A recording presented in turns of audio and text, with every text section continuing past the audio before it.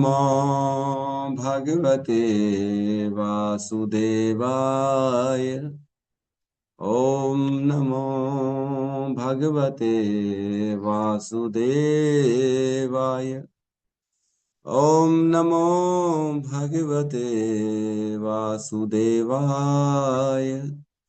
यः स्वानुभावम् अखिलं श्रुतिसारमेकम् आध्यात्मदीपम् अतितीर्षितां तमोऽन्धम् संसारिणां करुणयः पुराणगुह्यम् तं व्याससूनम् उपयामि गुरुमुनीनां। नारायणं नमस्कृत्य नरं चैव नरोत्तमं देवीं सरस्वतीं व्यासं ततो जयमुदीरये। श्रवणतां स्वकथा कृष्ण पुण्यश्रवणकीर्तिनः हृदयन्तस्थो हि अभद्राणि विधुनोति सुहृत्सताम्। नष्टप्रायेषु अभद्रेषु नित्यं भागवत सेवया भगवती उत्तम श्लोके भक्तिर्भवति नैष्टिकी।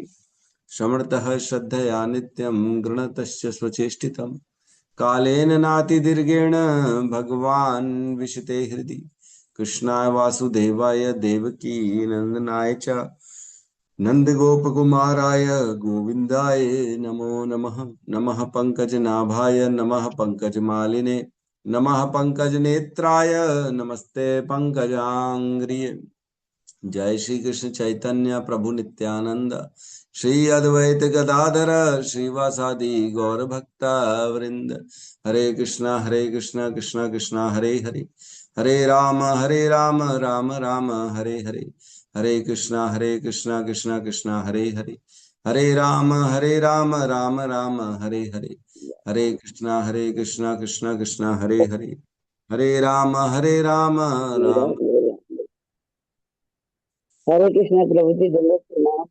हरे कृष्ण माता जी कृष्ण। हरे कृष्णा प्रभु जी दंडवत प्रणाम। हरे कृष्णा प्रभु जी प्रणाम। तो सभी का स्वागत है, सभी का स्वागत है। हरे कृष्णा। श्रीमद् भागवतम के सत्र में प्रातःकालीन कल हमने श्लोक क्रमांक 4, 5, 6 राइट यही देखे थे हमने। ठीक है, तो भगवान के ऐश्वर्यों का, विराट रूप के ऐश्वर्यों का, विभूतियों का वर्णन चल रहा है बेसिकली। तो 4 में कहते हैं उनके शरीर की ऊपरी सतह त्वचा सभी वस्तुओं के सार एवं समस्त शुभ अवसरों की जन्म स्थली है। उनकी त्वचा गतिशील वायु की तरह सभी प्रकार के स्पर्श का उद्गम तथा समस्त प्रकार के यज्ञों को संपन्न करने का स्थान है। तो सभी प्रकार के स्पर्श जो हैं वो कहाँ से उद्गम हो रहे हैं? भगवान की त्वचा से। मैंने बताया था जो हमारी इंद्रियों के विषय हैं, हमारी त्वचा का विषय है स्पर्श, है ना। हमारी आंखों का विषय है रूप, कानों का विषय है ध्वनि, और नाक का विषय है गंध। तो इस प्रकार जो विषय हैं वो कहाँ से उत्पन्न हो रहे हैं? वो भगवान की उसी इंद्री से उत्पन्न। ठीक है, फिर 5 नंबर श्लोक में कहते हैं उनके शरीर के रोम समस्त प्रकार की वनस्पति के कारण है, विशेष रूप से उनके उन वृक्षों के जो यज्ञ की सामग्री अवयव के रूप में काम आते हैं। उनके सिर तथा मुख के बाल बादलों के आगार हैं और उनके नाखून बिजली, पत्थरों तथा लौह अयस्कों के उद्गम हैं।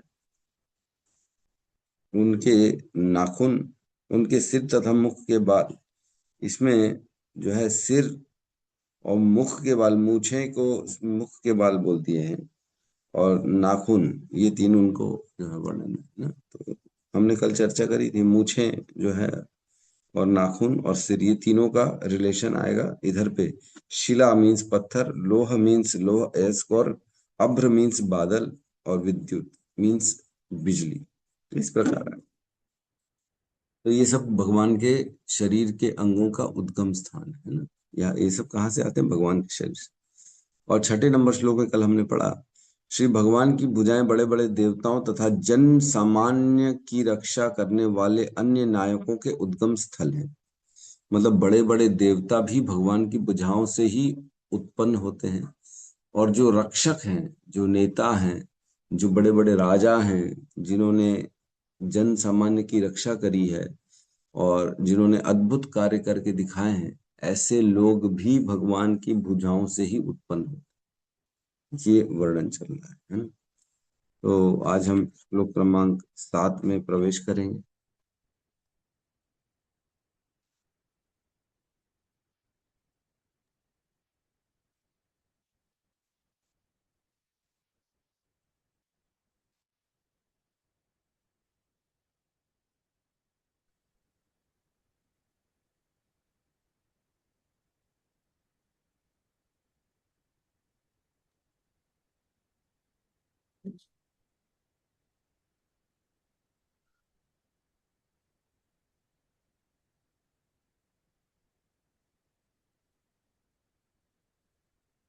श्लोक क्रमांक 7 क्लियर है सबको? जी प्रभु। श्लोक क्रमांक 7 अध्याय 6 स्कंद 2 पुरुष सूक्त की पुष्टि। साथ में दोहराएंगे। विक्रमो भूर्भुवः स्वश्च विक्रमो भूर्भुवः स्वश्च क्षेमस्य शरणस्य च क्षेमस्य शरणस्य च सर्वकाम कामवरस्यापि सर्वकामवरस्यापि हरेश्चरण आस्पदम् हरेश्चरण आस्पदम्। विक्रमो भूर्भुवः स्वश्च विक्रमो भूर्भुवः स्वश्च क्षेमस्य शरणस्य च क्षेमस्य शरणस्य च सर्वकामवरस्यापि सर्वकामवरस्यापि हरेश्चरण आस्पदम्। हरेश्चरण आस्पदम्। हरे कृष्ण। विक्रमो भूर्भुवः स्वच्छ विक्रमो भूर्भुवः स्वश्च क्षेमस्य शरणस्य च क्षेमस्य शरणस्य शरणस्य च सर्वकामपरस्यापि सर्वकामवरस्यापि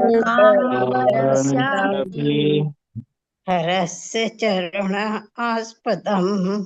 हरेश्चरणास्पदम्। विक्रमो भूर्भुवः स्वश्च विक्रमो भूर्भुवः स्वश्च मस्य शरणस्य च क्षेमस्य शरणस्य च सर्वकामवरस्यापि सर्वकामवरस्यापि हरेश चरण आस्पदम्। हरेश्चरणास्पदम्।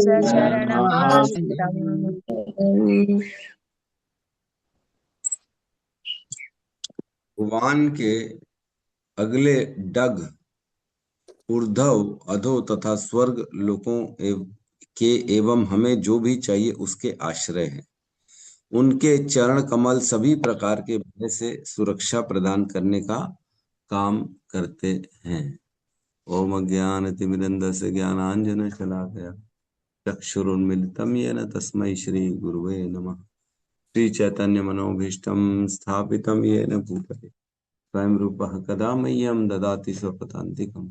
वन्देऽहं श्रीगुरु श्रीयुतपदकमलं श्रीगुरून् वैष्णवांश्च श्रीरूपं सागरजातं सहगण रघुनाथान्वितं तं सजीवं साद्वैतं सावधूतं परिजनसहितं कृष्ण चैतन्य देवं श्री राधा कृष्ण पादान् सहगण ललिता श्री विशाखान्वितांश्च हे कृष्ण करुणा सिंधु दीनबंधु जगतपते गोपेश गोपिका कांता राधा कांत नमस्तुते तप्त कांचन गौरांगी राधे वृंदावनेश्वरी वृषभानुसुते देवी प्रणमामि हरिप्रिय वाञ्छाकल्पतरोभश्च कृपा सिन्धुभ्यैव च पतितानां पावनेभ्यो वैष्णवेभ्यो नमो नमः। नमो विष्णुपादाय कृष्णपृष्ठाय भूतले श्रीमते भक्तिवेदांत स्वामीति नामिने नमस्ते सारस्वते देवे गौरवाणी प्रचारिणे निर्विशेष शून्यवादी पाश्चात्य देश तारिणी। जय श्री कृष्ण चैतन्य प्रभु नित्यानंद, श्री अद्वैत गदाधर श्रीवासादि गौर भक्त वृंद। हरे कृष्णा कृष्णा कृष्णा हरे हरे, हरे राम राम राम हरे हरे।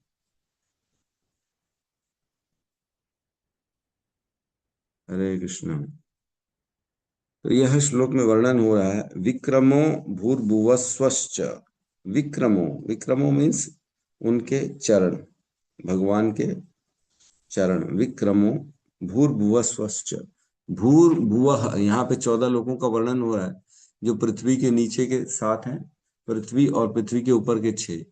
तो 14 लोगों का भूर्भुवः, इसका 14 लोगों में भगवान के चरण। स्वश्च, स्वर्ग में भी 14 लोगों में तो है ही है और स्वर्ग में भी है। तो कई लोगों की धारणा होती है शायद स्वर्ग जो है वो अलग है, वहां पे सब भोग है, ये है, सारी सुविधाएं उपलब्ध हैं, तो स्वर्ग को भी गिन रहा है। ऐसा नहीं है, स्वर्ग को एक्सक्लूड मत कर लेना।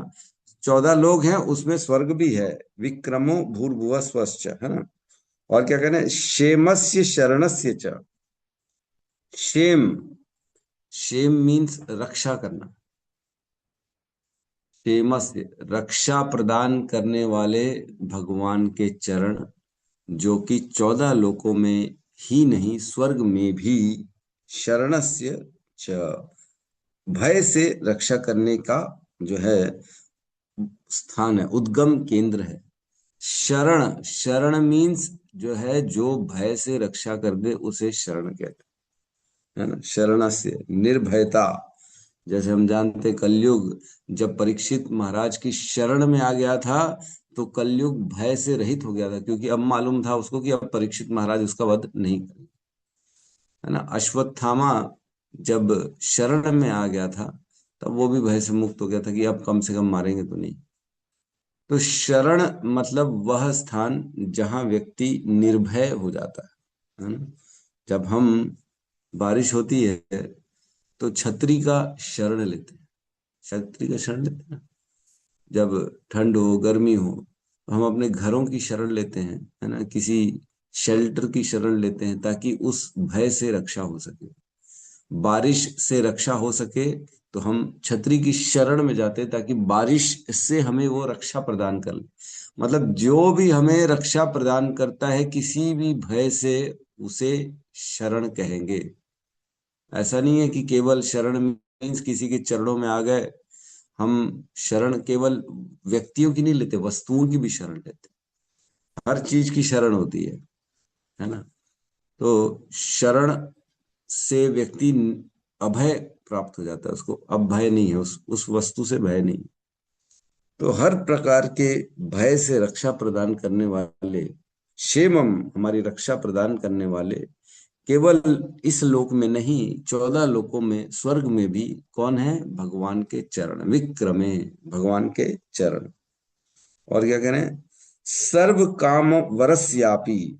सर्व काम वरस, सर्व काम मीन्स सभी प्रकार की हमारी जो आवश्यकताएं हैं, सर्व काम, जो भी हमें, जो भी जरूरत पड़ती है रोजमर्रा के जीवन में या ओकेजनली या किसी भी प्रकार की जरूरत है, जो भी हमें खाने की जरूरत है, हमें हवा की जरूरत है, हमें सूर्य के प्रकाश की जरूरत है, हमें जल की जरूरत है, हमें ऑक्सीजन की जरूरत है, हमें जो है हरियाली की जरूरत है, हमें जो है अलग अलग प्रकार के शरीर में जो है मेटल्स होते ना, आयरन, कैल्शियम, है ना, ये सब, सोडियम, फोडियम, इन सब की जरूरत है। तो ये हमारी जितनी भी आवश्यकता हैं, जितनी भी आवश्यकता है वो सभी सर्व कामवर, सर्व सर्व काम। और क्या कहना, वरस्यापि। वरस्यापि मतलब वह वरदान देने के, जो है वरदान के रूप में जो भगवान हमें सब आवश्यक चीजें प्रदान कर देते हैं, ऑलरेडी दे देते हैं, बिना मंगे दे दिया। किसी ने मंगा क्या भगवान से कि हमें जो है सूर्य जो है डेली प्रकाश दे दो भाई, या हमें रोज कम से कम थोड़ा पानी दे दो पीने के लिए, नहाने के लिए। इस प्रकार का हम कोई मांगते नहीं, लेकिन भगवान वरदान के रूप में जैसे ही जन्म होता है इस संसार में, भगवान सारी सुविधाएं प्रदान कर देते हैं, सारी सुविधाएं।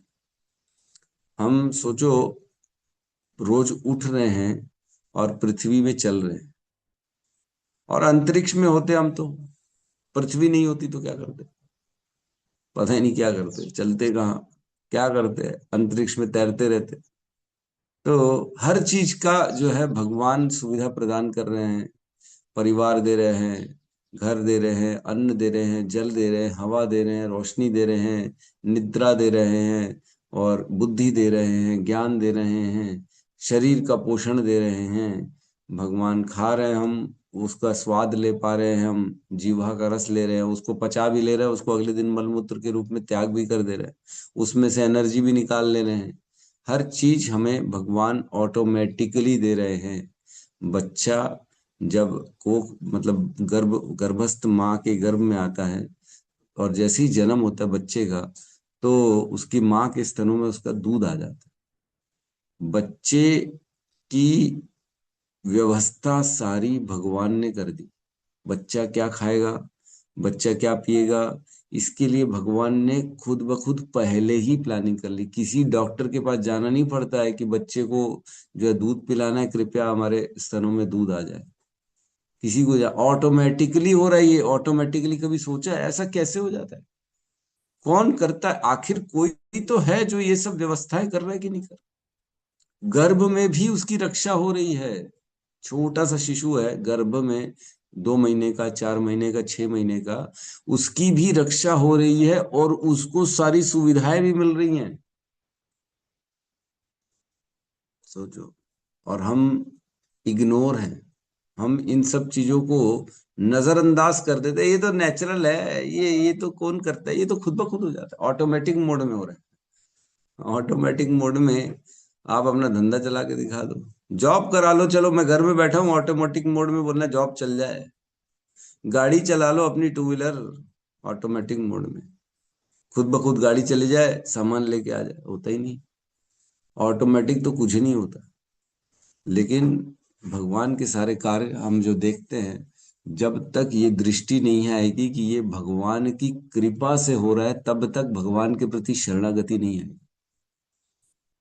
बचपन से सोचो, जब हम भी तो एक दिन गर्भ में थे, हम जब माँ के गर्भ में थे, तब उस समय भगवान ने हमारी रक्षा करी।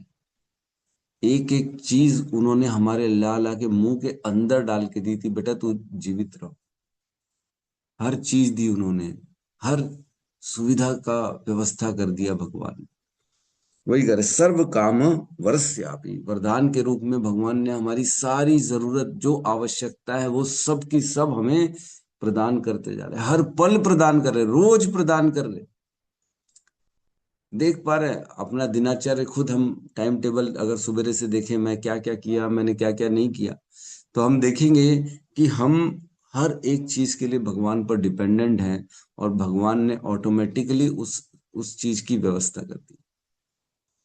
एक दिन जो है ना, जो है एकादशी में, जो है एक एकादशी आती है निर्जला, जिसमें जनरली लोग रखते हैं निर्जला एकादशी, बाकी भी हमारे भक्त लोग रखते हैं, अन्य अन्य एकादशी में भी निर्जला रखते हैं। लेकिन एक दिन जो है निर्जला रखने में कितनी तकलीफ हो जाती है कि नहीं? हर व्यवस्था, हर सुविधा चाहिए हमारे को। एक दिन नहीं सोएंगे तो कैसा लगेगा? अरे भैया सर घूम रहा है प्रभु, हम तो जाग नहीं सकते, सुबह से उठे हैं, सोना है सोना है। तो भगवान हर चीज की व्यवस्था करें। सोते हैं हम, अगले दिन कैसे फिर रिचार्ज होके उठ जाते हैं। ये रात भर में हमको रिचार्ज कौन करता है? मोबाइल जब खत्म हो जाता है तब उसको रिचार्ज में डाला जाता है, तब 1 घंटा 2 घंटा में फिर उसकी बैटरी भरती है। तो उसको तो चार्जिंग मिल रही है बिजली से, हमें किससे चार्जिंग मिल रही है? शाम को थक जा रहे हैं एकदम, अब तो स्थिति नहीं है मेरी चलने की, हाथ पैर दुख रहा है, दिमाग भी काम नहीं कर रहा है, पूर्ण रूप से मैं शेम हो चुका हूं, मैं पूर्ण रूप से मैं एग्जॉस्ट हो चुका हूं, खत्म हो चुका हूं, मेरे अंदर शक्ति बची ही नहीं है। अब तो सोना है मेरे को, अब सो जाएंगे सब चद्दर तान के, 8 घंटा सोए, अगले दिन उठे फुल बैटरी चार्ज। अब बोलो क्या काम करना है, फिर से काम करूंगा मैं। तो ये कैसे हो गया? ऐसा रात में क्या कार्य हो गया जो रात में जो हमारी जो शक्तिहीन हो चुके थे, अगले दिन शक्ति पूर्ण हो गए, पूर्ण रूप से वापस। कौन ला के दिया हमारे को? कभी सोचा है ये कैसे हो गया? पता ही नहीं, लोग इस पे ध्यान ही नहीं देते। अरे नेचुरल है प्रभु, इस पे दिमाग मत दो।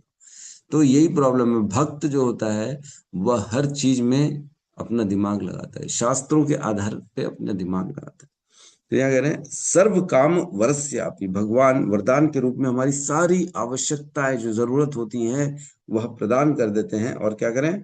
हरेश चरणम आस्पदम, भगवान के जो चरण हैं वही इसका उद्गम केंद्र है। आस्पदम, आश्रय स्थल ही है भगवान का चरण।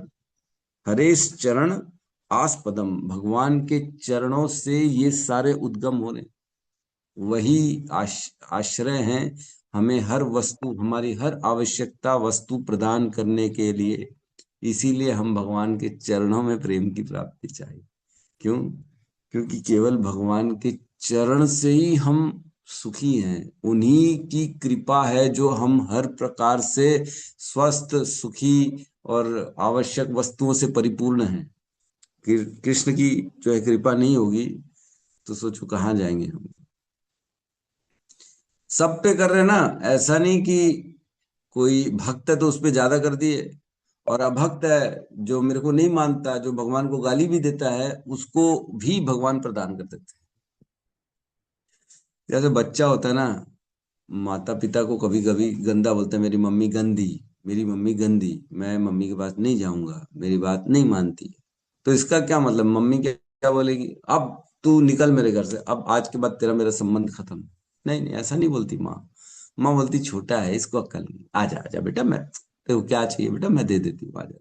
नहीं नहीं, आप गंदे हो, आप गंदे हो बोलेगा। नहीं नहीं नहीं नहीं मम्मा, देती, फिर उसको देती, फिर थोड़ी देर में ठीक होता। तो कहने का अर्थ ये, माँ अपने बच्चे में जब भेद नहीं कर रही है, माँ को अगर गलत सलत बोल रहा बच्चा तो भी माँ सुन ले रही है, कोई बात नहीं, उसकी जरूरतें पूरी कर रही है माँ, उसके लिए खाना बना रही है, उसके लिए पानी पीने की व्यवस्था करा रही है। उसी प्रकार भगवान भी कहते हैं ना, पिता अमरस्य जगतो माता धाता पिता माँ, वेद्यम पवित्र ओमकार ऋक् साम यजुर एव च। 9वें अध्याय में कहते हैं भगवान कि मैं सभी का पिता हूँ, माता हूँ। पिता अहम अस्य जगतो, पूरे जगत का पिता मैं हूं। माता भी मैं हूं, माता धाता पितामह। धाता मीन्स जो पालने वाला है। एक होता है जन्म देने वाली माँ और एक होती है पालने वाली माँ। जैसे भगवान कृष्ण की जन्म देने वाली माँ थी जो है देवकी, और पालने वाली माँ थी यशोदा, है ना। तो दोनों अलग अलग, दोनों माँ है। तो वैसे ही कह रहे भगवान, पिता अहमस्य जगतो माता धाता पितामह, मैं माता भी हूँ, पालने वाला भी हूँ, और मैं उनका पितामह भी हूँ, मैं दादा भी हूँ। पितामह मीन्स दादा। हम्म।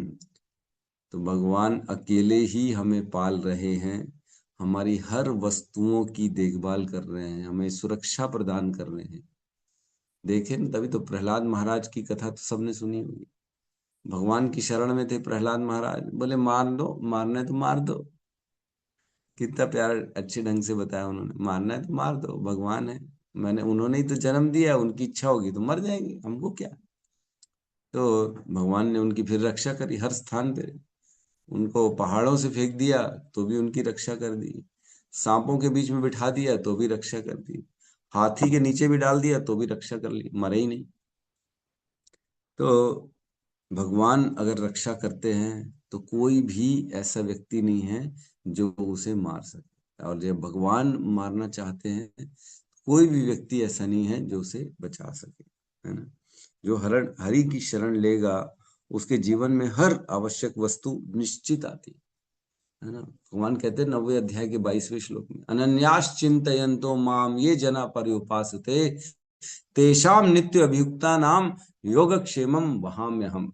कह रहे हैं कि अनन्यास चिंतयन्तो माम, जो अनन्य भाव से मेरे चिंतन में लगा हुआ है, अनन्यास चिंतयन्तो माम, मेरे मेरे चिंतन में अनन्य भक्ति, अनन्य मीन्स अन्य कोई नहीं, अनन्य मीन्स अन्य कोई नहीं।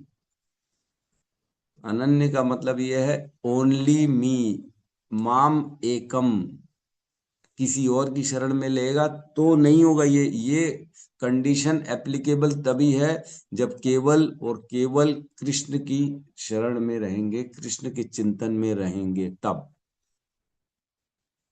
थोड़ा थोड़ा कृष्ण भी कर लेते हैं, थोड़ा थोड़ा शिव जी भी कर लेते हैं तो फिर एप्लीकेबल नहीं। नहीं नहीं, फिर नहीं करेंगे भगवान, क्योंकि आप अनन्यास चिंतन तो मां, मेरे अकेले के चिंतन में नहीं। ये जना पर उपासते, और जो भी जन मेरी उपासनाएं कर रहा है ऐसी प्रकार से मेरी एक की शरण में आके मेरे चिंतन करते हुए मेरी उपासना कर रहा है, अलग अलग प्रकार से वो मेरी भक्ति कर रहा है, तेषाम नित्य अभियुक्ता नाम ये योगक्षेमम वहाम्यम, उसकी हर जो जरूरत होती है उसको मैं प्रदान करता हूं, और उसके पास जो ऑलरेडी है उसकी मैं रक्षा करता हूं। उसकी जो वस्तुएं चाहिए वो उसे मैं प्रदान कर दूंगा। ऐसा नहीं है कि बंगला गाड़ी कार दिला दे, एक नहीं दो चार दिला दे, ऐसा नहीं है दो चार कारें, दो चार बंगले, दो चार ये सुविधाएं नहीं देंगे भगवान। जो जरूरतें हैं वो पूरी करेंगे।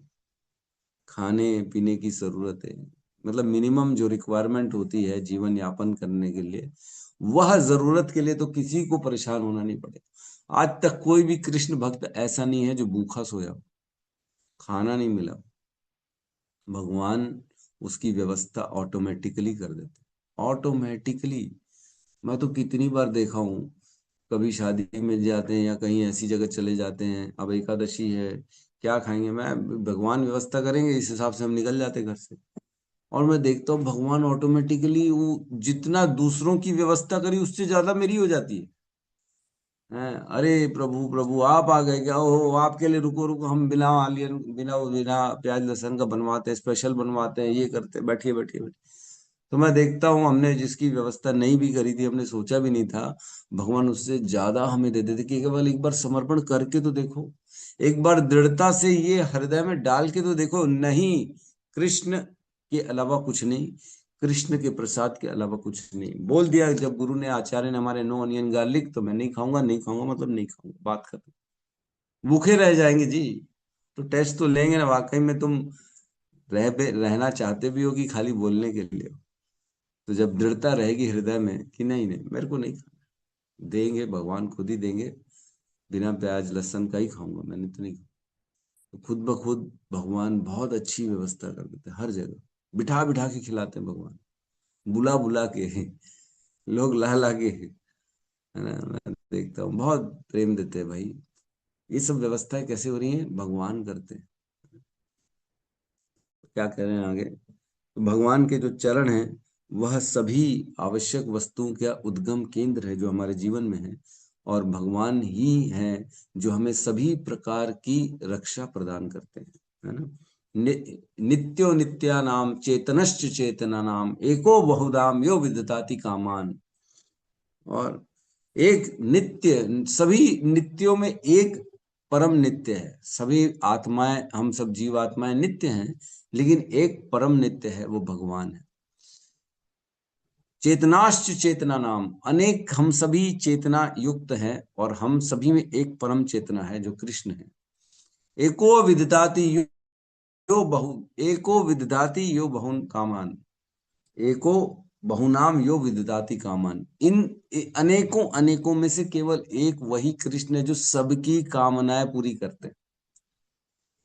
एको विदधाति यो कामान, सभी की कामनाएं, एक ही वो नित्य जो है, वो चेतनश्च चेतना नाम, जो सभी में परम पूर्ण चेतना है, सभी नित्यों में परम नित्य है भगवान, वह सभी की कामनाएं पूरी कर रहे हैं। ये कौन कह रहा है, कठोपनिषद का श्लोक है। उसमें आगे कहते हैं, तम आत्मस्थम में ये अनुपश्यन्ति धीरः तेषाम शांति शाश्वती नेतरेषाम। जो भक्त उस परमात्मा की को निरंतर देखता और स्मरण करता है, उन्हें ही शांति प्राप्त होती, अन्यों को नहीं। अन्यों को शांति प्राप्त हो ही नहीं रही। और मैं सच में ना, कभी कभी गहराई से जब हम दिमाग लगाते हैं तो मैं देखता हूं जो देवी देवताओं के उपासक है ना, उनको शांति नहीं। क्योंकि जो दुर्गा के उपासक है वो शक्ति के उपासक है, और उनको जीवन में शक्ति चाहिए, उनको अपना जो है प्रतिष्ठा चाहिए, नाम चाहिए, वो तिलक लगाते लाल वाला बड़ा बड़ा, और उनको बेसिकली ये इच्छा रहती कि मैं ये प्राप्त कर लूँ, वो प्राप्त कर लूँ, मेरा नाम हो जाए, मैं शक्तिवान बन जाऊं, सबसे ज्यादा शक्तिशाली मैं हूं। क्योंकि देवताओं के पास आदमी कामना लेके ही जाता है, तो उनके जीवन में शांति नहीं आती। लेकिन जो भगवान की शरण में जाता है उनको शांति मिल जाती है। तो तात्पर्य में कहते हैं सभी प्रकार के भय से पूर्ण रक्षा के लिए तथा जीवन की हमारी जितनी आवश्यकता है उनके लिए हमको न केवल इस लोक में अपितु ऊर्ध्व अधो तथा स्वर्ग लोक में भी श्री भगवान के चरण कमलों की शरण ग्रहण करनी चाहिए। और आगे लास्ट में कह रहे हैं इसके विषय में न तो संदेह, न ही न किसी किसी को किसी अन्य देवता की शरण ग्रहण करने के लिए उन्मुख होना चाहिए, क्योंकि वे सब श्री भगवान पर ही आश्रित हैं। श्री भगवान के अतिरिक्त प्रत्येक व्यक्ति श्री भगवान की दया पर आश्रित। इतना इंपॉर्टेंट लाइन बोल दिया प्रभुपाद ने कि श्री भगवान को छोड़कर, केवल कृष्ण को छोड़कर सभी लोग भगवान की दया पर आश्रित हैं। कृष्ण के अलावा सभी कृष्ण की दया पर आश्रित हैं। सभी लोग, यहाँ तक कि सर्वव्यापी परमात्मा तथा परमात्मा तक श्री भगवान के परम स्वरूप पर आश्रित है। तो भगवान का ही एक्सपेंशन है परमात्मा, और भगवान परमात्मा के रूप में सभी के हृदय में व्याप्त रहते हैं। वह परमात्मा भी भगवान पर आश्रित है, क्योंकि भगवान का ही तो एक्सपेंशन है, भगवान से अलग थोड़ी है। जैसे सूर्य पर सूर्य का प्रकाश आश्रित रहता है, सूर्य नहीं है तो प्रकाश नहीं है, और प्रकाश जो है सूर्य की ही शक्ति है, उसी प्रकार भगवान की ही शक्ति है परमात्मा, परमात्मा भगवान पर आश्रित है। यद्यपि अलग नहीं है, सूर्य का प्रकाश सूर्य से अलग नहीं है, सूर्य और सूर्य का प्रकाश दोनों एक ही है, लेकिन सूर्य का प्रकाश सूर्य पर आश्रित रहता है ना। तो उसी प्रकार भगवान का जो है शक्ति है परमात्मा, और वह भगवान पर आश्रित रहती है। ठीक है, तो नेक्स्ट श्लोक में हम प्रवेश करते हैं। 8 क्लियर है। अपाम वीर्यस्य सर्गस्य अपां वीर्यस्य सर्गस्य पर्जन्यस्य प्रजापते पर्जन्यस्य प्रजापते पुंसः शिष्णु उपस्थस्तु पुंसः पुंसः शिष्णो उपस्थतु प्रजात्यानंद निवर्तते प्रजात्यानिवर्तते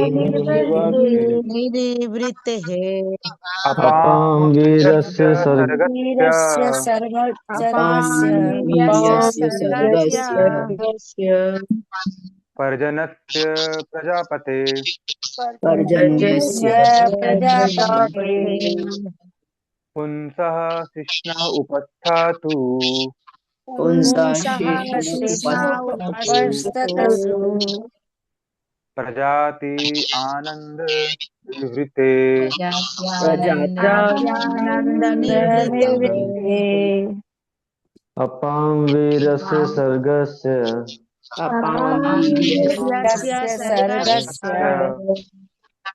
पर्जन्यस्य प्रजापते पर्जन्यस्य प्रजापते पुंसः शिष्णुसुपस्थतु पुंसः शिष्णोपस्थतु प्रजात्यानन्दनिवृत्ते प्रजात्यानन्दनिवृत्ते निवृत्ते वीर्यस्य सर्गस्य वीर्यस्य सर्गस्य पर्जन्यस्य प्रजापते पर्जन्यस्य प्रजापते पुंसः शिष्ण उपस्थस्तु पुंसः शिष्णो उपस्थतु प्रजात्यानन्दनिर्वृतेः प्रजात्यानन्दनिवृत्ते। प्रजात्यानन्दनिवृत्ते। प्रजात्यानन्दनिवृत्ते। प्रजात्यानन्दनिर्वृत्ते। प्रजात्यानन्दनिर्वृत्ते। प्रजात्यानन्दनिर्वृत्ते। प्रजात्यानन्दनिर्वृत्ते। प्रजात्यानन्दनिर्वृत्ते। अपावीरस्य सर्गस्य पर्जन्यस्य प्रजापतिः पढ़िए प्रजाशिष्णुपस्तस्तु माता जी, पढ़िए।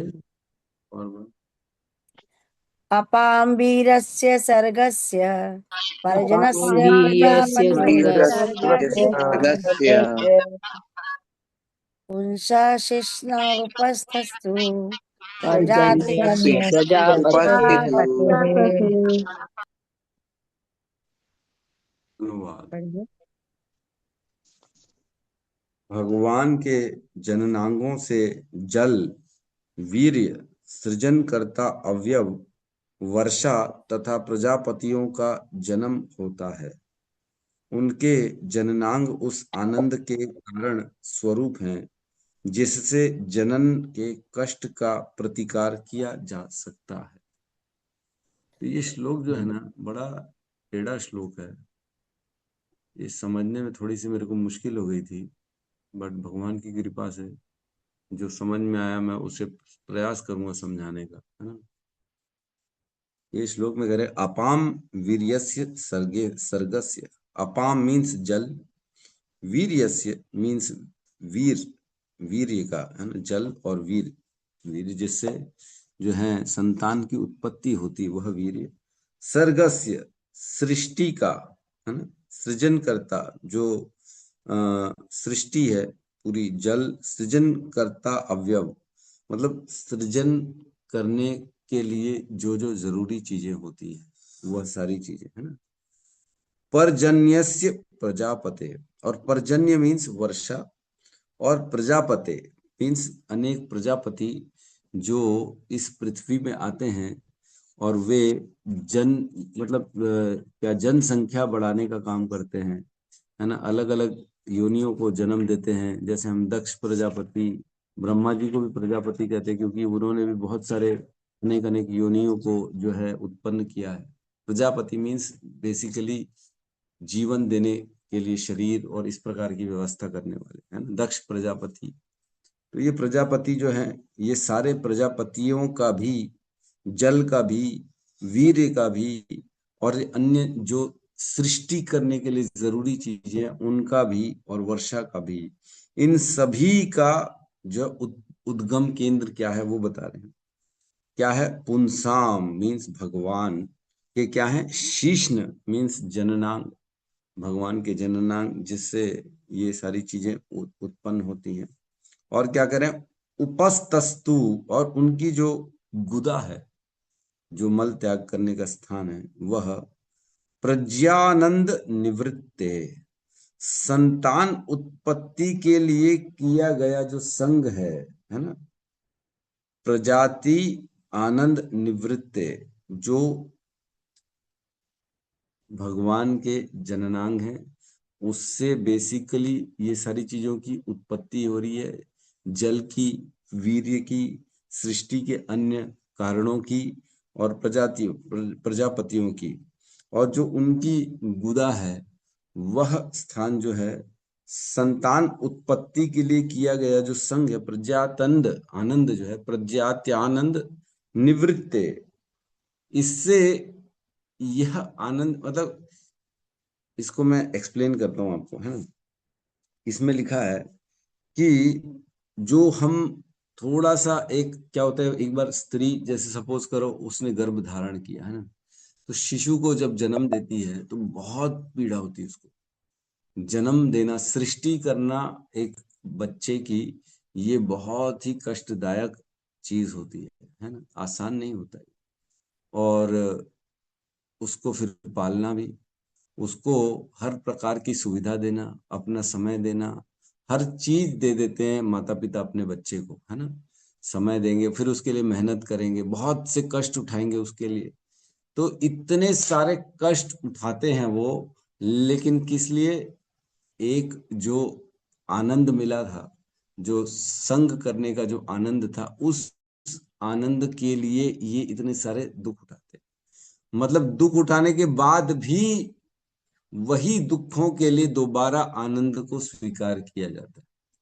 यद्यपि मालूम है कि जो है इसके बाद दुख है, संतान जो है उसका जन्म कष्टदायक है, बहुत ही कष्टदायक है, आसान नहीं है। कहते बहुत ज्यादा बोन्स टूटने का जो दर्द होता है उतना दर्द होती है माताओं को, है ना, एक डिलीवरी देने में, है ना, ऐसे ही होता है। पता नहीं एग्जैक्टली, किसी को अगर मालूम है डॉक्टर है तो बता सकते हैं कि कितना दर्द होता है वो एक जन्म देने में शिशु को। तो कह रहे हैं कि वह यद्यपि उससे बचा जा सकता है, उस दर्द से, उस दुख से, उस तकलीफ से यद्यपि बचा जाता है, लेकिन उसको स्वीकार करते हैं। क्यों? क्योंकि एक आनंद मिलता है संग में, उस आनंद के लिए व्यक्ति स्वीकार करता है। तो वो जो तकलीफ है वह भगवान का उपस्थस्तु है, उपस्थस्तु बुदा है, और जो आनंद है वह सब भगवान की जननेंद्रियों से उत्पन्न हो रहा है ना। तो इसके तात्पर्य में कह रहे हैं जननांग तथा जनन का सुख पारिवारिक भार के कष्टों को संतुलित करता है। यदि भगवत कृपा से जननांगों के ऊपर का एक आनंददायक वस्तु का आवरण न होता तो मनुष्य जनन क्रिया ही बंद कर देता। तो कह रहे हैं जनन क्रिया बंद कर देता व्यक्ति अगर उसके ऊपर आनंद का एक आवरण नहीं होता। तो ये जो देखा कवरिंग है, बेसिकली एक कवरिंग डाल दी गई है उस कष्ट के ऊपर, कि एक आनंद की कवर डाल दी गई है दुख के ऊपर। एक दुख है और उसके ऊपर एक कवरिंग डाल दी है कि ये सुख है। आज तभी तो वेस्टर्न कंट्रीज में लोग जो है ना केवल वो लिव इन रिलेशन कर रहे हैं, किसी को जो है बच्चे पैदा नहीं करने। वो बोलते नहीं हम संग का आनंद लेंगे लेकिन बच्चे का दुख नहीं झेला जा सकता हमको। वही तो कह रहे हैं, क्योंकि बच्चे का एक दुख है, बच्चे का परिवार जन्म देना, उसको पालना, उसको बड़ा करना, ये बहुत बड़ा कष्ट है। लेकिन अगर वो आनंद नहीं होता तो ये कोई भी नहीं करता। यह वस्तु इतना प्रखर आनंद प्रदान करती है कि इससे पारिवारिक भार का के कष्ट की पूर्ण रूप से विस्मृति हो जाती। इसमें आनंद इतना डाल दिया है कि व्यक्ति को कष्ट दिखता ही नहीं कि कितना कष्ट है। लोगों से पूछेंगे ना गृहस्थ बनेंगे कि ब्रह्मचारी बनेंगे, तो ब्रह्मचारी बनने वाले बहुत कम लोग हैं, है ही नहीं, ना के बराबर। क्यों? क्योंकि सबको सुख चाहिए गृहस्थ का, लेकिन गृहस्थ में सुख है कि नहीं है ये गृहस्थ ही बता सकता है कि सुख है कि नहीं, क्योंकि उसको मालूम है कि ये सुख तो है ही नहीं। जब शादी होती है ना दोस्त की तो सब लोग खुश होते हैं, वाह वाह वाह वाह। तो दूल्हा बोलता है देखो मेरी शादी में लोग कितने खुश हैं। दूल्हे का जो है हृदय कहता है कि लोग, मेरे दोस्त कितने खुश हो रहे हैं, मैं शादी कर रहा हूँ। और बाकी सब लोग खुश क्यों हैं? देखो एक और बकरा आ रहा है, अब हमारे जैसा ये भी परेशान होगा, ये भी रोएगा आगे चल के ये भी जो है हमारे जैसा ही बन जाएगा, इसलिए खुश है, हमारी जाति में ये भी शामिल हो रहा है। तो इस प्रकार से विचार, ये विनोद की बातें हैं कि मजाक चलता है। तो कहने का अर्थ है, ये कहते हैं ना ये लड्डू ऐसा है जो खाए वो पछता है और जो ना खाए वो पछता है, दोनों पछताते हैं खा रहा है, शादी कर रहा है तो पछता रहा है, शादी नहीं कर रहा है तो भी पछता रहा है कि शादी नहीं किया, हाय हाय शादी नहीं किया, शादी नहीं किया। तो शादी और शादी का सुख जो है तो ये बड़ा हमें विस्मृति में डाल देता है। जो ये सुख है, ये आनंद है, यद्यपि ये आनंद नहीं है ना। भगवान भगवत गीता में कहते हैं ये ही संस्पर्शजा भोगा दुख योनि एवते आद्य अंत वंत कौंतुए ना तेषु रमते बुधः। जो बुद्धिमान व्यक्ति होता है वो इसमें रमण नहीं करता, ना तेषु रमते बुधः। बुद्धिमान व्यक्ति इसमें रमण नहीं करता। किस में नहीं करता? ये ही संस्पर्शजा भोगा, भोगों के संग स्पर्श से जो हमें सुख मिल रहा है उस सुख की बात कर रहे हैं। आद्य अंत वांतु कौंतु है, इसका क्या है, इसकी एक लिमिट है, एक क्षणिक सुख है, ये थोड़ी देर का सुख है, इसका अंत भी है और इसका शुरुआत भी है और इसके आगे नहीं है ये। ना तेषु रमते बुद्ध, इसलिए इसमें बुद्धिमान व्यक्ति रमण नहीं करता, क्योंकि जितना भोगों से हम सुख के अभिलाषा करेंगे उतना उन भोगों में दुख अंदर समाहित है। जो सुख दे रहा है वही हमें दुख भी देगा, ये समझना जरूरी है। जितना हम सुखों के लिए दरवाजे खोलते हैं ना, कि यहां से भी मेरे को सुख आ जाए, मेरे को यहां से भी सुख आ जाए, मेरे ना दोस्त बढ़ जाएं, मेरा अच्छा ग्रुप बन जाए, इसके लिए हम प्रयास कर रहे हैं और हम उनको दरवाजा खोल दिया एक सुख के लिए कि दोस्तों के सुख मिले। दूसरा दरवाजा खोल दिए कि मैं ना अब जो है भोगों में खाना, मेरे को अन्न अच्छा चाहिए, बढ़िया स्वादिष्ट स्वादिष्ट भोजन, अब मैं जाऊंगा, मैं अब जगह जगह खाऊंगा भैया, जो भी अपनी रस इंद्रियों की तुष्टि के लिए मैं प्रयास करूंगा। तो हमने एक और दरवाजे खोल लिया अपने सुख के लिए। कोई सुखों के लिए बोलता है अब मेरा जो है ना सुख है, मेरे को अब घूमना है, विदेश जाना है, मेरे को पूरा जीवन हर जगह जाना है, तरह तरह की जगह जाना है, देखना है मेरे को लोगों को। इसमें सुख लोग सोचते हैं ये भी सुख है, तो इसको भी दरवाजा खोल दिया चलो। तो हमने क्या किया, तीन तीन चार चार दरवाजे खोल के रखे हैं कि इधर से भी सुख आ जाए, इधर से भी सुख आ जाए, इधर से भी सुख आ जाए। तो दरवाजा खोलने से क्या जो हम चाहते हैं केवल वही आता है क्या? लुटेरे नहीं आ जाते क्या दरवाजे खोलने? लुटेरे भी आ जाते साथ ही साथ। तो जो सुख आ रहा है उसके पीछे पीछे दुख के, सुख के लुटेरे आ रहे हैं, सुख को लूटने वाला भी आ रहा है, क्योंकि आपने एक जो है अपने पास एक कीमती चीज सुख को अंदर बुलाया है। तो वो सुख को दूसरों को भी जो चाहिए वो, तो वो सुख को लूटने के लिए दूसरे आ जाएंगे और वो आपको दुख देके सुख को लूट के चले जाएंगे। जितना सुखों के लिए हम प्रयास करते हैं उतना दुख भी स्वतः हमारे जीवन में प्रवेश कर जाते हैं। तस्य एव हेतो प्रयतेत को विदो न लभते यत ब्रह्मधाम उपरिदः यल लभते दुख वधन्यतः सुखम कालेन सर्वत्र गभीर रहंसा। ये हम श्रीमद् भागवतम में बड़ा सुंदर श्लोक पढ़ा था। तस्य एव हेतो प्रयतेत कोविदः, जो कोविद होता है मीन्स इंटेलिजेंट व्यक्ति होता है, वह क्या करता है? तस्य एव हेतो, वो कौन से हेतु के लिए प्रयास करता है? तस्य एव हेतो प्रयतेत, वो प्रयत्न करता है, कौन से प्रयास में लगाता है अपने प्रयासों को, अपनी श्रम को, अपने समय को, अपनी बुद्धि को किस में लगाता है? वो ऐसी वस्तु में लगाता है ना लभते यत ब्रह्मताम उपरियत, जो पूरे ब्रह्मांड में बड़ी मुश्किल से दुर्लभ है, मिलती नहीं है। वो क्या चीज है तो दुर्लभ है? वो है भगवान की भक्ति, है ना, वो दुर्लभ है। सुख दुख दुर्लभ नहीं। और क्या करें? यल लभते दुख वधन्यता सुखम, जो दुख है, जो सुख है, वह तो ऑटोमेटिकली हमारे जीवन में आता है जैसे दुख आ जाता है। दुख को बुलाने की जरूरत नहीं पड़ती, दुख स्वतः हमारे जीवन में आ जाता है। तो जब दुख को नहीं बुलाया तो सुखों के लिए क्यों प्रयास कर रहे हो? सुखों को क्यों इतना ज्यादा प्रयत्न?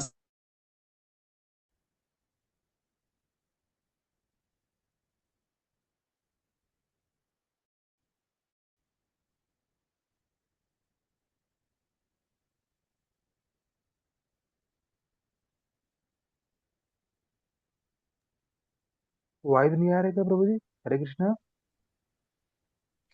हरे कृष्ण प्रभु जी, शायद लाइट चली गई होगी प्रभु जी के दर के आवाज घर नहीं आ के। रही प्रभु जी।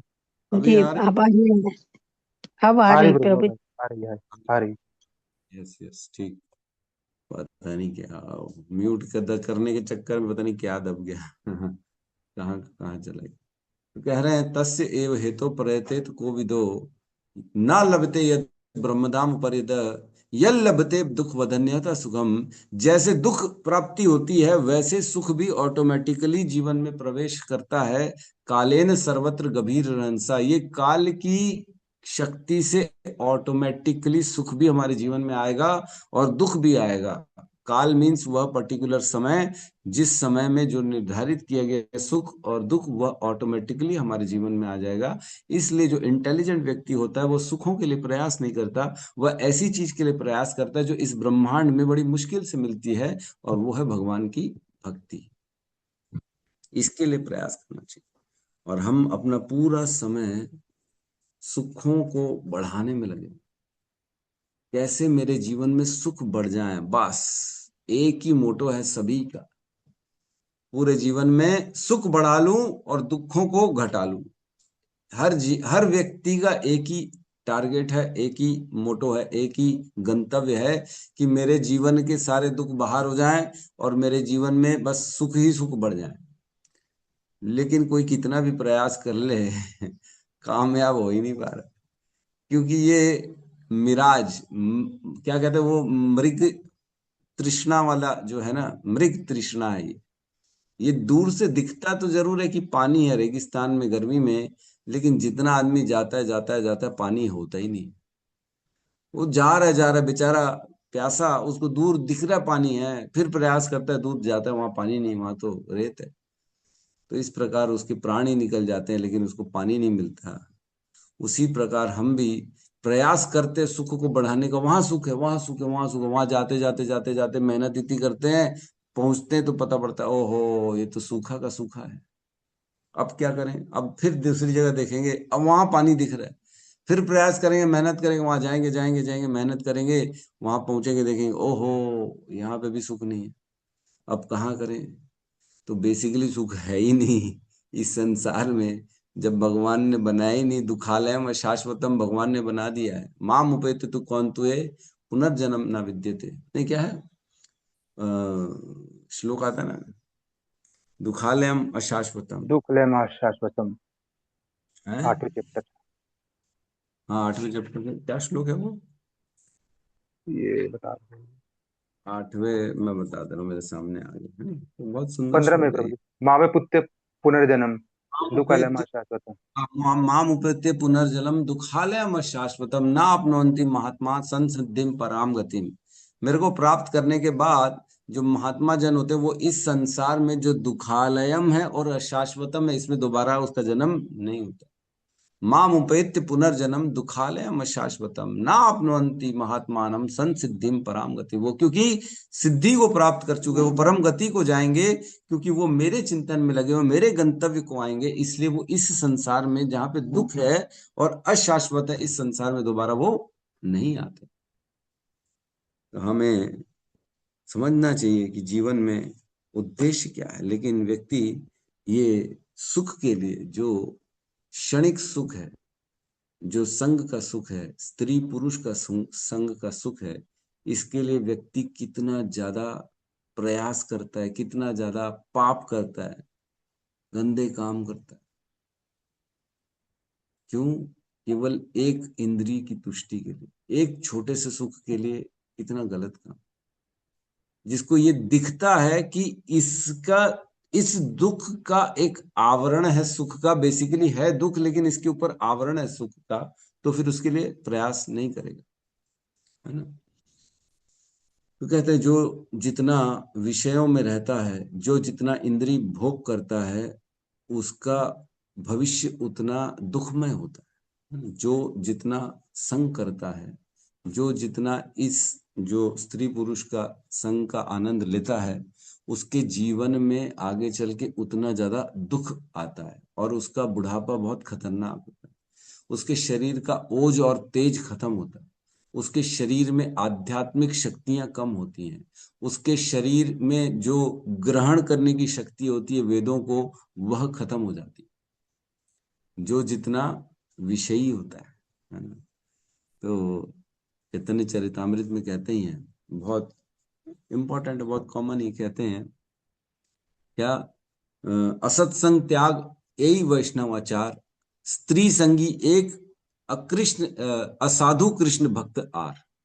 दो चीजों से तो वेरी इंपॉर्टेंटली, असत्संग त्याग यही वैष्णवाचार, वैष्णव का आचरण क्या है, असत्संगी लोगों से दूर रहें। इसमें भी दो इंपॉर्टेंट हैं, स्त्री संगी एक, जो स्त्रियों के प्रति बहुत ज्यादा आकर्षित होते उनके, और असाधु कृष्ण भक्ता, और जो कृष्ण को नहीं मानते, इनसे तो एकदम ही दूर रहना है और बाकियों से भी दूर रहना है ना। असत्संग त्याग यही वैष्णवाचार, स्त्री संगी एक, असाधु कृष्ण भक्त आर।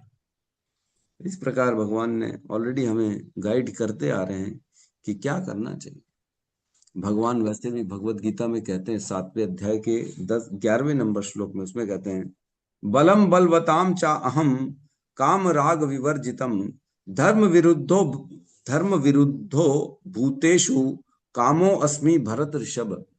अर्थात मैं बलवानों का कामनाओं तथा इच्छाओं से रहित बल हूं। मतलब बलवानों का भी जो बल है भगवान, वो कौन सी हैं? कामनाओं तथा इच्छाओं से रहित वाला बल है भगवान। और हे भरत श्रेष्ठ अर्जुन, मैं वह काम हूं जो धर्म के विरुद्ध नहीं है। तो स्त्री पुरुष का जो संग है, जो धर्म के विरुद्ध है, वह संग भगवान नहीं है। वही संग है जो संतान उत्पत्ति के लिए संग किया जाता है, वही संग भगवान है। वह आनंद बेसिकली भगवान दे रहे हैं, भगवान है उसमें, उसमें भगवान की कृपा है। और अन्य जो व्यक्ति अपने भोग के लिए संग करता है, उसमें भगवान प्रवेश नहीं करते, उसमें पाप है। जैसे साधारण हम अन्न खा रहे हैं, अपने तृप्ति के लिए अगर खा रहे हैं तो वो पाप खा रहे हैं, इतना तो आप सब जानते हैं। बिना भोग लगाए हुआ कुछ भी खाना वो पाप है। लेकिन वही अगर भगवान को भोग लगा के खा लिया तो पाप रहित हो गया कि नहीं हो गया? खा तो दोनों स्टेज में खा रहे हैं। तो उसी प्रकार स्त्री पुरुष भी संग तो कर रहे हैं, लेकिन अगर वह संतान उत्पत्ति के लिए कर रहे हैं तो वो भगवान की कृपा है उसमें, और अपनी इंद्रिय तृप्ति के लिए, अपनी वासनाओं के लिए कर रहे हैं, अपनी संतुष्टि के लिए कर रहे हैं, तो वो पाप। ये कहने का अर्थ है। तो वो बेसिकली भगवान कह रहे हैं उसमें मैं नहीं हूं। पाप नहीं है, ऐसा नहीं कहा है कि पाप है वो, लेकिन ये कहा है कि उसमें मैं कृपा में मैं शामिल नहीं होता हूं उसमें। भगवान की कृपा केवल उस संग में जिसमें संतान उत्पत्ति हो। तो इसमें बड़ा डिटेल में कहा है कि मनुष्यों को आध्यात्मिक मूल्यों के संदर्भ में ही परिवार नियोजन करना चाहिए, अन्यथा नहीं। संतति निरोधक के उपयोग के द्वारा किया जाने वाला परिवार नियोजन अत्यंत घृणित है और भौतिक संदूषण का सर्वाधिक स्थूल रूप है। तो इसमें बहुत इंपॉर्टेंट ये चीज है जो आज के लोगों को मालूम नहीं है। संतति निरोधक के उपयोग, संतति, परिवार, फैमिली प्लानिंग कंट्रोल करते हैं ना लोग। अरे हमने तो दवाई खा ली, हमारे को बच्चा नहीं होगा, हम संग कर सकते हैं। या अन्य जो भी एक जो भौतिक संसार में जो निरोधक के उपाय जो परिवार को नियोजन के लिए करते हैं, वह प्रभुपाद करे वो अत्यंत घृणित है। ये सब नहीं करना चाहिए, ये घृणित कार्य है ना। और भौतिक संदूषण का सर्वाधिक स्थूल रूप है। तो इस प्रकार इन सब से परे रहना चाहिए। और क्या करें, भौतिक जगत में भी संतान उत्पन्न करने की आवश्यकता है, लेकिन संतान उत्पत्ति का कार्य आध्यात्मिक मूल्यों का पूर्ण उत्तरदायित्व निभाते हुए करना होगा। ऐसा नहीं है कि परिवार बढ़ाना नहीं है। अरे प्रभु आप तो ऐसा बोल रहे हो तो कैसा करें? नहीं नहीं, परिवार बढ़ाना, बच्चे होने चाहिए, हर व्यक्ति को होने चाहिए, लेकिन वही होने चाहिए जो आध्यात्मिक मूल्यों में आगे। क्या मतलब है? तो एक श्लोक आता है, उसमें कहते हैं 5.5.18, उसमें कहते हैं गुरु न सस्यात् स्वजनो न सस्यात् पिता न सस्यात् जननी न सस्यात् दैवम न च तत् स्यात् न पश्यति सस्यात् न पतिश्च सस्यात् न मोचयेद समुपेत्य मृत्युम। जो अपने आश्रित को बारंबार होने वाले जन्म मृत्यु के पथ से उबार न सके, उसे कभी भी गुरु, पिता, पति, माता या आराध्य देव नहीं बनना चाहिए। वही व्यक्ति को गुरु बनना चाहिए, वही व्यक्ति को माँ बनना चाहिए, वही व्यक्ति को पति बनना चाहिए, वही व्यक्ति को पिता बनना चाहिए जो अपने आश्रित को जन्म मृत्यु के चक्र से निकलने का ज्ञान दे सके।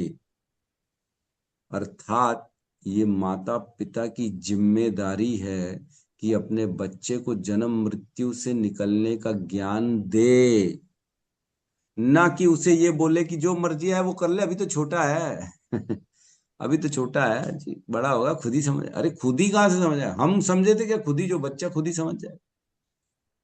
मेरे को बोलते लोग, अरे आप अपने बच्चों पे बहुत स्ट्रिक्ट होते हैं, उनको छोड़ दो, उनकी जब इच्छा होगी तो खुद ही छोड़ देंगे खाना पीना, है ना। उनको नॉनवेज के लिए भी, एग के लिए भी परमिशन दे दो, ये कर दो वो कर दो।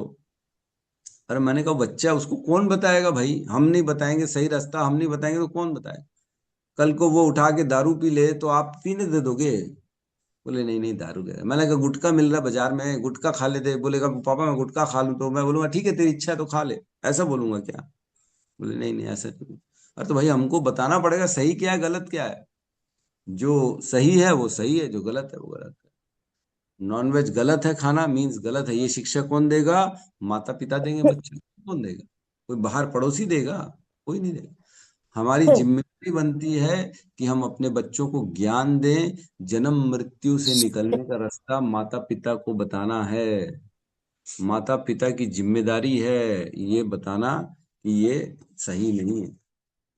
एक और श्लोक आता है जिसमें कहते हैं सगुरु समिता सगुरु सपिता च अपि माता बंधवो अपि स शिक्षये चेत सदा स्मर्तुम हरेर नाम एव केवलम। जो गुरु, जो माता, जो बंधु, जो शिक्षक वही सच्चा है जो भगवान हरि का नाम सिखाए। वही माता सच्ची है जो अपने बच्चे को हरि का नाम सिखाए। वही पिता सच्चा है जो अपने पुत्र को भगवान का नाम सिखाए। वही गुरु सच्चा है जो अपने शिष्य को भगवान का नाम सिखाए। वही बंधु, वही दोस्त यार सच्चे हैं जो आपको कृष्ण के नाम सिखाए, लेना बताए। ये जो सिखा रहा है वह सच्चा है और बाकी सब झूठे हैं। लेकिन हम मानते ही नहीं है। अरे नहीं नहीं, ये हमारे सच्चे दोस्त है, ये हमारे सच्चे, ये सच्चे रिश्तेदार है। रिश्तेदार वही सच्चे रिश्तेदार जो आके हमारे में माहौल बनाते हैं, माहौल खराब करते हैं, ये करते हैं। तो ठीक है, हम उस पर नहीं जाते। इसमें कह रहे हैं 2.67 है ना, अध्याय दूसरा 67 नंबर, उसमें कह रहे हैं इंद्रियाणाम ही चरताम यन मनो अनुविधीयते तदस्य हरति प्राज्ञाम वायुर्नाव इवम आम्भसी। जिस प्रकार पानी में तैरती नाव को प्रचंड वायु दूर बहा ले जाती है, उसी प्रकार विचरणशील इंद्रियों में से कोई एक जिस पर मन निरंतर लगा रहता है मनुष्य की बुद्धि को हर लेती है। जिस प्रकार प्रचंड वायु नाव को दिशाहीन कर देती है, कहीं पे भी लेके जाती है, उसी प्रकार अगर किसी व्यक्ति की एक इंद्रियां भी अनकंट्रोल्ड है, एक इंद्री भी, एक तो प्रभु सुख जीवन में होना चाहिए।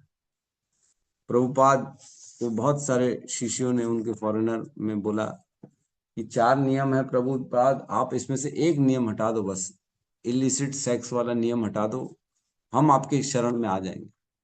क्योंकि वहां तो पाश्चात्य देश में तो ये कॉमन है, कोई भी किसी के साथ संग कर रहा है, शादी करी डाइवोर्स हो गया, फिर शादी करी डाइवोर्स 5-5 हो रहा है, उसका उसका इसका उसका सबका चल रहा है, वहां पता ही नहीं पड़ रहा। तो प्रभुपाद ने बोला नो, 4 मीन्स 4, 1% भी हम इसमें कॉम्प्रोमाइज नहीं करें। तो भगवान श्री राम आए संसार में, उन्होंने अपने आचरण से सिखाया पतिव्रता धर्म, है ना। किस प्रकार एक पत्नी व्रत उन्होंने रखा था, केवल एक पत्नी सीता, और कुछ नहीं। तो बेसिकली भगवान यहाँ पे सिखा रहे हैं हमें कि ये इंद्रियां अगर वेग इसको कंट्रोल नहीं किया हमने तो हमारा पतन हो जाएगा और हम तितर बितर हो जाएंगे, भटक जाएंगे, है ना। और जो इस पे कंट्रोल करता है बेसिकली वही आध्यात्म में आगे बढ़ता है, वही भगवान के ज्ञान को समझ सकता है।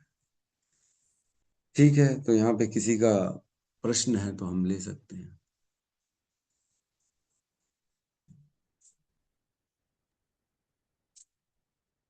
प्रभु जी एक प्रश्न ये है कि ये तस्य एव हेतु प्रति ये कहाँ से कोड है प्रभु जी?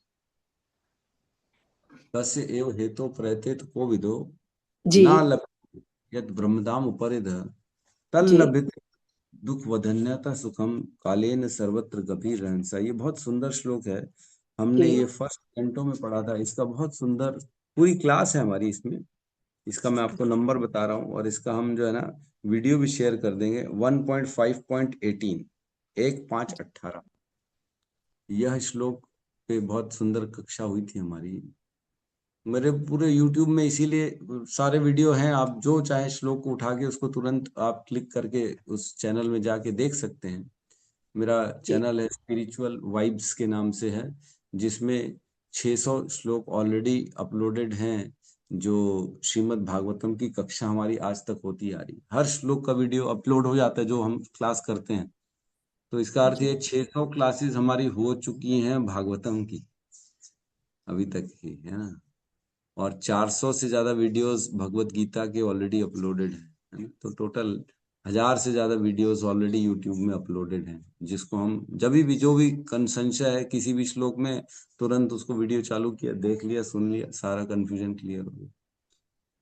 अब प्रभु जी भगवान जानना तो सब चाहते हैं, पर समय मिले कि नहीं, शायद मेरे को लगता है आपका मतलब आप तो खैर भगवत धाम जाएंगे, शायद अगला जन्म हमारा फिर होगा, क्योंकि समय अब कितना मतलब चाहते तो हमें कि सब समझ लें, सब समझने पर यही तो बात है ना, समय ही नहीं है, कितना बचपन से समझ। मिल गया होता, बचपन से मिला होता प्रभु जी संग, तो बात अलग ही होती। अरे बोल, अब हम वही भटके हुए थे, अभी तो 5 साल 6 साल पहले तो लाइन में आए हम भी। नहीं, पर प्रभु जी आपने इन 5 सालों में कई सालों की प्रगति कर लिया, हम लोग तो कछुए की चाल चल रहे हैं ना, बिल्कुल नहीं नहीं है इतनी ज्ञान, ना इतनी बुद्धि है प्रभु जी। यात्रा चल रही है ये तो माता जी। जी आवरण डल गया होगा, पहले के कुछ ऐसे कर्म रहे होंगे कि आवरण डल गया होगा, मेरी भक्ति में आच्छादित हो गई होगी भक्ति। इस जी जीवन में कुछ ऐसे कर्म हो गए कि आवरण हट गए। गुरु की किसी की मैंने जो है सेवा, मैं बताया था, मेरे पिताजी मेरे को बचपन में ना हर साल लेके जाते थे हरिद्वार। वहां जाते थे, सब साधु पुरुष जो जो मिलता था ना, मैं छोटा था बच्चा, मेरे को याद है अच्छे से, बोलते थे जाओ सबके पैर पड़ो। मैं बोलता पापा ये तो भिखारी टाइप का लग रहा है मेरे को, जो साधु बेचारे बैठे रहते गंगा घाट पे। मैं बोलता पापा ये भिखारी टाइप के लोगों का मेरे को आप पैर पड़ने बोलते हो। बोलते जा जा चल, बात मत कर मेरे से, जा पैर पड़। तो सबके मेरे को पैर पड़ाते थे यार, ये इसके पढ़ उसके पढ़, तो सबके पढ़ता था। मैं परेशान हो जाता था पिताजी से, अरे यार मेरे पिताजी कैसे है, सबके पैर पड़ाते रहते मेरे को। फिर भी मैं छोटा था, मान जाता था, ठीक है कोई बात नहीं। मैं थोड़ा सा सीधा टाइप का था पहले बचपन में, छोटा था, फिर बाद में तो बहुत नॉटी हो गया था मैं। तो मेरे को ध्यान है मेरे पिताजी का कहीं ना कहीं कृपा है मेरे पे, जो उन्होंने मेरे से बचपन में इतने साधुओं का मेरे से शरण करवाया, उन्होंने मेरे को आशीर्वाद दिलाया। तो कहीं ना कहीं उसी के कारण मेरे जीवन में ये प्रगति हो पाई है, और ये सही मार्ग मेरे को मिल पाया है। श्रील प्रभुपाद की आशीर्वाद है, ग्रंथों की कृपा है, भगवान की कृपा है, जो ग्रंथ समझ में आ जाते हैं, और ये गुण मिल गया है गुरु की कृपा से। तो इसका प्रचार करते हैं, इसका प्रयास करते हैं लोगों को बताने का। यस माता जी, थैंक यू माता जी। यस नीलम कुमारी माता जी। हरे कृष्णा प्रभु जी, दंडवत प्रणाम। राम माता जी, हरे कृष्णा। प्रभु जी अभी आप एक श्लोका बता रहे थे जो ये वाली थी ना, जो हमें हरि का नाम करना सिखाते हैं, उससे ही हमें अपना मित्र बंधु ऐसा मानना चाहिए कुछ। ये कौन सा नंबर श्लोका था? 5th कैंटो का कोई था?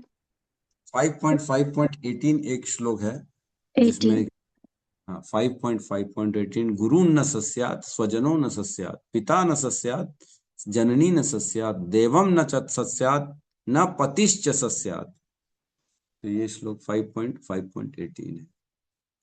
इसके बाद शायद आप कोई श्लोका बोले थे। तो मैंने बताया था, स गुरु स अपि, स गुरु स पिता च अपि माता बंधवो अपि स शिक्षये चेत सदा स्मर्तुम हरेर नाम एव केवलम। ये श्लोक मेरे को भी नहीं मालूम मैं कहाँ से नोट किया मैंने, मेरे को प्रभु जहाँ जी जो ग्रुप में थोड़ा डाल दीजिएगा ये वाले श्लोक को।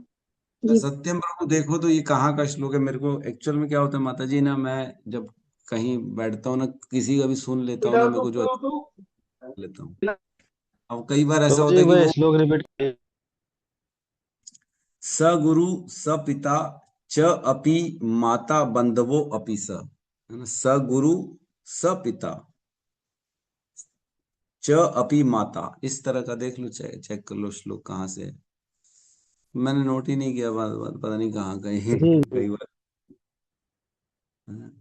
तो आप कैसा लग रहा है माता जी, आप हमारी माता जी हैं, दिल्ली से जुड़ी हैं, और हिज ग्रेस अमाल प्रभु के आश्रय से हैं माता जी, दिल्ली द्वारका मंदिर से जुड़ी हुई हैं। तो कैसा लग रहा है आपको माता जी, इतने दिन हो गए आपको बहुत बात? अच्छा प्रभु जी, बहुत अच्छा क्लास लग रहा है प्रभु जी, बहुत ही अच्छा। धन्यवाद प्रभु जी, जो इतना अच्छा आप मतलब हमें बताते हैं। मैं तो अपने बहुत सारे मतलब आस पड़ोस के लोगों को भी बोलती हूँ जुड़ने के लिए, तो वो भी जुड़े हैं प्रभु जी। वो लोग भी क्लास आपकी ले रहे हैं, जैसे 2-3 माता जी हैं। लेकिन प्रभु जी वो लोग नए भक्त है, तो इसलिए मतलब पता नहीं उनको क्या अभी समझ में आ रहा होगा।